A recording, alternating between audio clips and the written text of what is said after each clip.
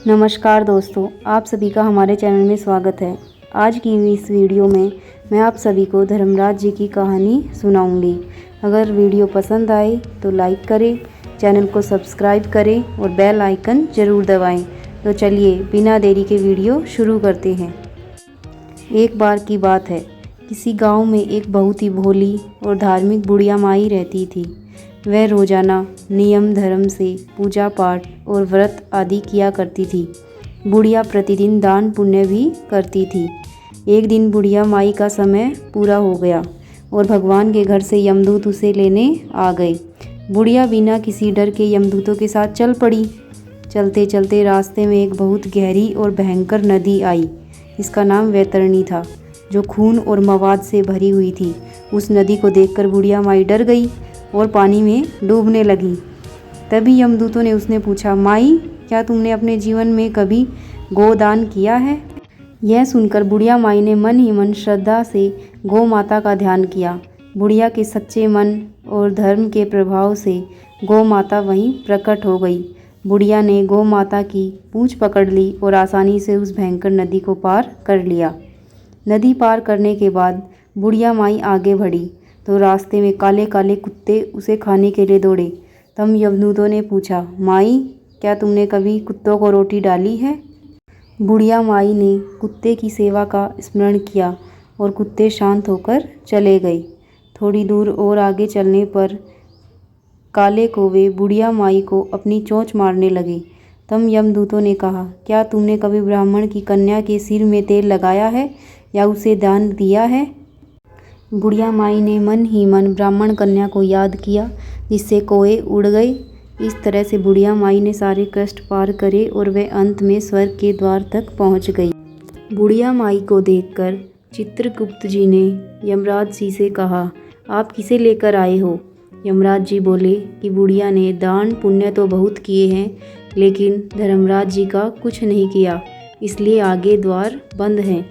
सारी बात सुनने के बाद बुढ़िया बोली कि आप मुझे सिर्फ 7 दिन के लिए वापस धरती पर भेज दो।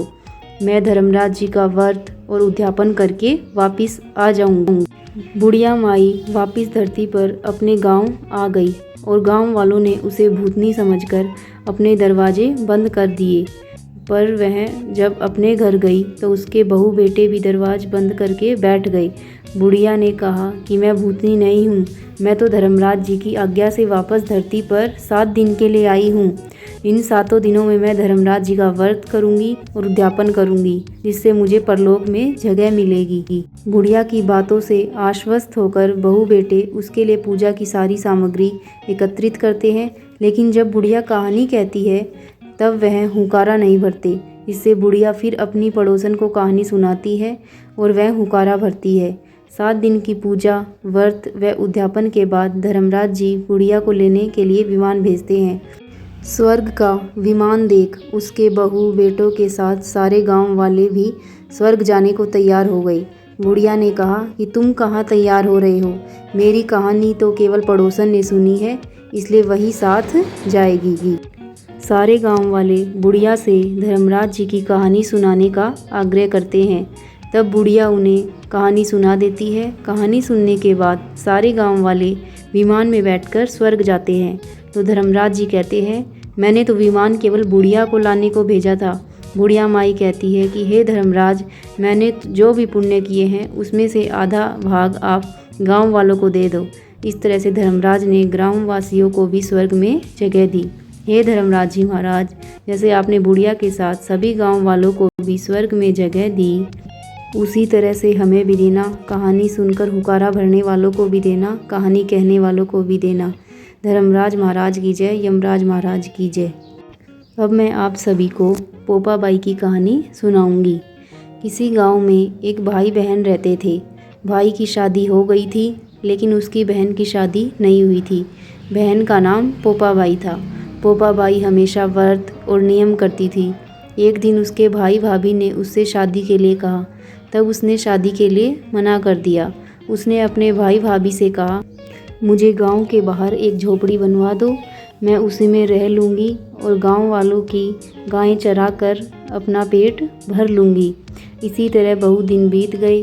एक दिन उस गांव का राजा शिकार खेलने जंगल की ओर जा रहा था कि उसकी नज़र गांव के बाहर बने पोपाबाई की झोपड़े पर पड़ी। राजा झोपड़े के पास जाकर आवाज़ देने लगा, यहाँ कौन रहता है? जब कोई भी उत्तर नहीं मिला तो झोपड़े के दरवाजे को खटखटाने लगा। दरवाज़ा खटखटाने की आवाज़ सुनकर पोपाबाई ने अंदर से ही पूछा, बाहर कौन है?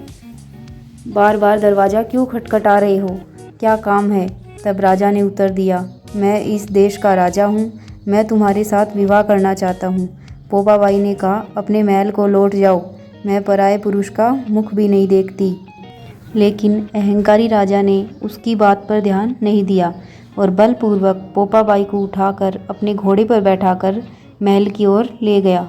पोपाबाई ने राजा को श्राप दिया, हे राजा, तेरा राजपाट सब नष्ट हो जाएगा। महल में पहुंचकर राजा ने अपनी रानियों को सारी बात बताई। पूरी बात सुनकर रानियों ने राजा से अनुरोध किया कि पोपाबाई को सही सलामत उसके झोपड़ी में छोड़ आए। रानियों के कहे अनुसार राजा पोपाबाई को उसकी झोपड़ी में छोड़ने चला। रास्ते में ही पाप की नदी आई, इसमें राजा डूब गया। पराये पुरुष के दर्शन से दुखी पोपाबाई ने भी वहीं अपने प्राण त्याग दिए और इस प्रकार वह धर्मराज जी की धर्म बहन बन गई।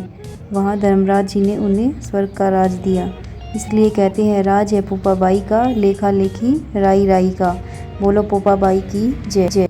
स्वर्ग की कामना करने वाले स्त्री पुरुषों को वर्ष में एक बार यह कहानी ज़रूर सुननी चाहिए और उद्यापन करना चाहिए। बोलो धर्मराज की जय, पोपाबाई की जय।